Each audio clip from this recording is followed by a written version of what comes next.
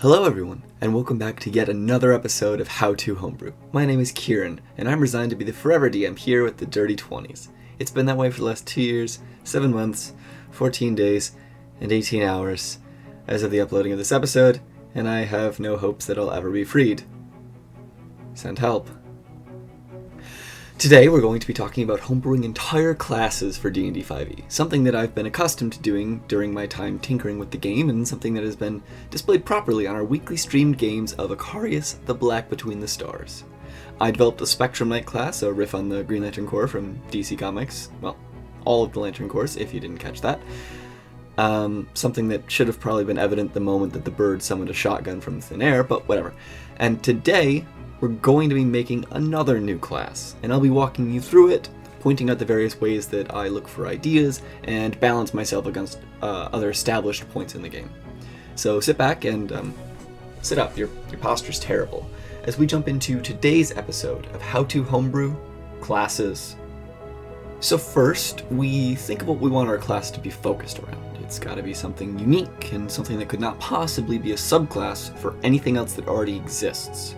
I could walk you through how I made Spectrum Knights, but I think I want to do something slightly less complicated, and maybe save that for a future video. So today, we're going to make a class centered around body alteration, whatever that be, genetics, or cybernetics, or arcane. I want a way to change your being to gain abilities and advantages that others will never see. So, the first things that all classes need to consider are, first, their utility, what kind of class are they going to be, and that will guide your decisions of hit dice and proficiencies. But really, we're just going to focus on those numbers now, and we're going to think our utility is sort of like a general, and we'll find our flow as we go. So I think I want this class to be focused primarily on the self, with very maybe little uses for weapons and armor, but I want this class to be unique, to stand out, and to not need to rely on a lot of things that other classes do. So we should go with a decent hit dice, but also we're thinking about making a magic subclass for this, and so we can't go too hard or too strong into one direction or the other. Spellcasters for 5th edition do not get good hit dice because a wizard with good hit points would be overpowered. So we need to consider our scope. Are we going to go for stronger hitters, glass cannons, or are we going to neutral it out and maybe give them a little bit more hit points? Or maybe we could boost the hit points of a subclass or two with abilities that help them out and not give those ones to the arcane one. Sorcerer somewhat does this in the fact that the draconic sorcerer gets some extra hit points, and we could look to that and perhaps go harder into that, make some melee subclasses and an arcane one. So let's do that.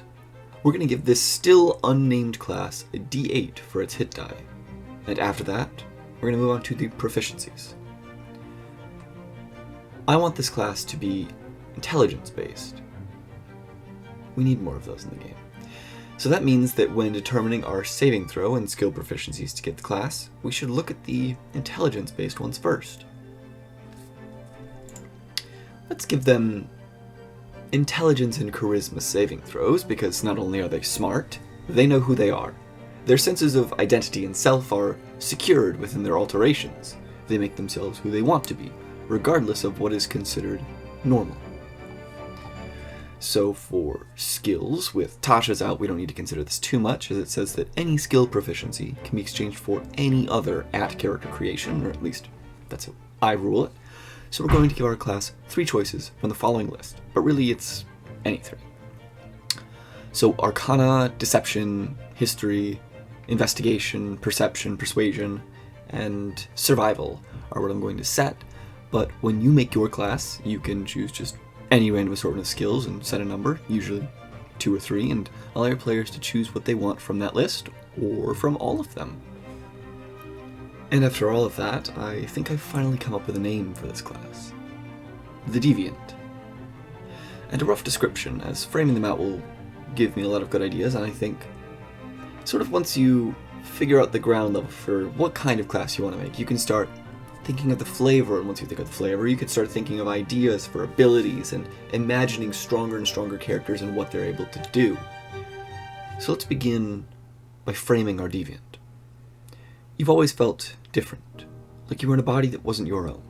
And so, in defiance of the normal rules of society, you have sought to better yourself through abnormal means, and in one way or another, you have transmuted your body to be different, better, superior to your peers, and in accordance with how you always knew you were meant to be. As a deviant, you choose one of the divergent paths and enhance your body to superhuman levels.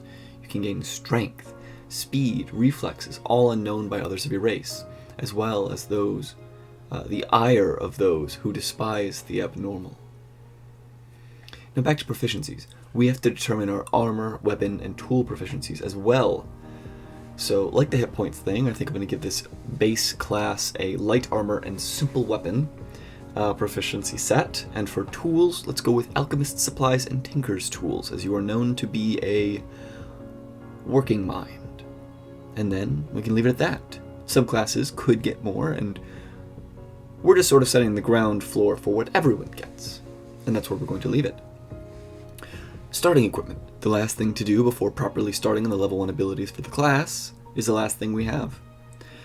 Let's give our deviants a set of leather armor, either 2 simple weapons or a martial weapon, and then either a shield or a martial weapon. This could be changed later, but just sort of a random, you can pick this or you can pick that, and that's sort of how D&D does their stuff. And then lastly, for equipment packs, either explorers or scholars maybe, because they're learned folk. All of that just tends to make sense for the kind of class we're making, and, you know, a lightly armored modifier would kind of have that stuff. They have utility, so they don't need to be loaded, but they're also strong and they can use weapons, so let's let them have them. And that's it. We're probably going to come back and polish this up later, but for now, that's it. Next, let's tentatively place our ability score improvements. The ASIs at their usual places are 4, 8, 12, 16, and 19. And that's probably going to stick too, but things may change later. I've been known to give out more of these than normal, and that's just because I like players to get to play their unique characters. And instead of using this to gain bonuses, I usually encourage them, instead of taking an ability score improvement, to take a feat, because you can be so much more creative with them. Now, for our level 1 abilities, you've got to pick your path. It's very important that I see for this class to pick their subclass at level 1. However, when homebrewing your class, anywhere between levels 1 and 3 are when subclasses should be chosen, and that really depends on where the divergence lies. Other level 1 choices are clerics, warlocks, and sorcerers, and that makes sense for all of them. They begin to get their abilities based on their unique way of getting them. Clerics find a god, a domain, and they worship under that. Sorcerers are born with them, so of course it's at level 1. And warlocks don't get any magic until they make their pact. So level 1 makes sense. For here, you're not different. You're not a deviant until you make the first cut. So you pick your path at level 1. And this will determine everything else. We can come up with our ideas for them later, but we should name them and decide what bounds we want to set on them so that they don't overlap. These are not power bounds. We're not balancing. Just like every other How to Homebrew episode, we're going to save that for the end. But rather, these are scope bounds. We don't want bleed over between the subclasses, because that would destroy the point of having them in the first place. So, names. The divergent path of the spell scribe for our magic one, and then the divergent path of the splicer for our gene editor one. And lastly, for our cybernetics one, the divergent path of the mechanized. We really could have waited to come up with these. Names are a low priority, but I like choosing these first because it gets even more ideas flowing. Names and words get them moving in your head, and it really helps to branch out your ideas. Now, we're not going to fill these paths out yet. We're first going to make the base class, and then worry about the subclasses later. The way we know what everyone will have at the levels we choose later will all be determined by the base class, and that will determine how our subclasses can branch out and be unique. So at level 1, you choose your subclass, and you get 1 or 2 things from that. I don't know what they are yet, but there should be a generic ability, a tiny one, that holds them together. And how do I know that? Because I just looked at the other classes. Clerics, sorcerers, and warlocks all get abilities from their level 1 subclasses, but they also get their spellcasting. It's the one thing that holds them together. Now, obviously, this is not a wholly spellcasting class, but we can still give them something to bind them under one roof. Level 1 abilities have to be defining. They are what makes a class worth picking. I can't tell you how many level 1 dips into classes I have seen or done myself. Everyone's taken a level in Rogue just for sneak attack or expertise, or a level in Bard for inspiration. It's just a thing that happens. So, Deviants are outcasts. They are scrappers, and most importantly, they are making peace between their minds and their bodies. So at level 1, all Deviants should be able to overcome adversity through either sheer force of will or something else. I think, and this is an idea that hasn't really been used much, they should be able to burn hit dice to do something. I don't know, but I like the idea of spending those to do something other than healing, because I honestly don't find that I spend them very much. So, maybe since this is all one giant allegory for coming out, they should be able to burn hit dice to be able to reroll saving throws against charm and fear effects. And why that specifically? Because they are able to push back against the hate they may receive for simply being themselves, to have a leg up when others try to make them not who they are, to change their minds, to make them afraid of the changes that they want. Since this is a level 1 ability, we need to limit the crap out of this, and we do that by making it tied to the hit dice, and by saying that they must use the second roll. And they have to determine if they're rerolling before the outcome is initially determined. After that, let's brainstorm some ideas and throw them into level slots, and make them balanced later. Deviants should be able to have an edge when it comes to understanding foreign objects or ideas, because they're able to empathize with disenfranchised or forgotten peoples, and they should be able to take what's around them and make sense of it better than most. So from that, let's jot down an idea to have somewhere early on the ability to have some sort of advantage in comprehending their surroundings. Maybe better insight or arcana or history or investigation related to understanding people or places. Beyond that, combat-wise, most of their abilities are going to come from their subclasses, but something all Deviants should get is a fighting style, and maybe another little ability that gives them an edge and applies to all subclasses. For choosing which fighting styles a class should be able to get access to, you just have to consider what would make sense. I usually just give classes the whole lot to pick from, but for these guys, we're going to pick a set few. Let's go with 2-weapon fighting, great weapon fighting, defense, blind fighting, dueling, superior technique, and unarmed fighting. Sounds like a good bunch. I just picked those because they sort of all fit in the same melee area. Other ideas we can have could be maybe having advantage on certain charisma checks, or getting proficiency in wisdom saving throws. I'm sure that when you make your class, you're going to know the general scheme that you want for your ideas and abilities, and if you're not sure, just look at what's already out there. Say rogues get cunning action at 2nd level, and you're making a sneaky class that's still good at combat. Maybe give them the ability at 3rd level, or even 5th.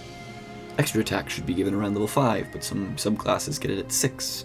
We'll get back to that later, and if you have any cool ideas that aren't from other classes, just try to find where they fit. Compare those to spells, to monster abilities, whatever you can find, and just figure out your numbers. Speaking of spells, spellcasting, or half-casting, or even 1/3 casting, should be given where necessary, and based on other factors. If you want to make a full caster, they should not be good at weapon combat unless damage is not the focus of their spellcasting, like Bard, Cleric, or Druid. And if you want to make a half-caster, look to Ranger and Paladin. Both make up for their limited magic with great even weapon abilities. Full casters should never have higher than a D8 hit die, and no class should be a D12, because that's Barbarian's thing. Once you have your group of ability ideas, place them where you want your characters to get them, with the more fundamental abilities given at earlier levels, and more serious and strong ones given later. I think that this is going to be a good breakdown for our class today, but you will of course have your own. You can see that I changed my mind on the ASIs, giving them one more at level 10, as I am prone to doing. After you make and pick your abilities, it comes time to define and balance them. Again, we just look to the others. Anything with dice should match the other classes. Anything with abilities should track with them too. Abilities should only be used a certain number of times per day, unless they're too weak or social focused to matter, or they're given at really high level. Once your main class is done, it comes time to make your subclasses. For these, I'm not going to go into much detail, as we already have gone over them, how to homebrew them, but our ideas of technology, genetics, and magic will be fleshed out like these. Each will have their own sub-choices, like the Totem Warrior Barbarian. In case you can't tell, I really like customization. And then at the end, because I gave my level 20 ability, a capstone ability, to my subclasses, they're all sort of in the same line, but they get their own little thing at the end. You can see they're all very similar. But I like that there's just those little tweaks, and they all get better. They all get massively improved at level 20, and that is what matters. Level 20 capstone abilities should be worth taking. You don't want to... You look to Druid and Barbarian. Don't look at Bard or Sorcerer. Look at really what people like to take 20 levels in and focus it around that. And then we need to do our sanity checks. Does the class have its own identity separate from the others? Do the abilities make sense for the levels you gave them?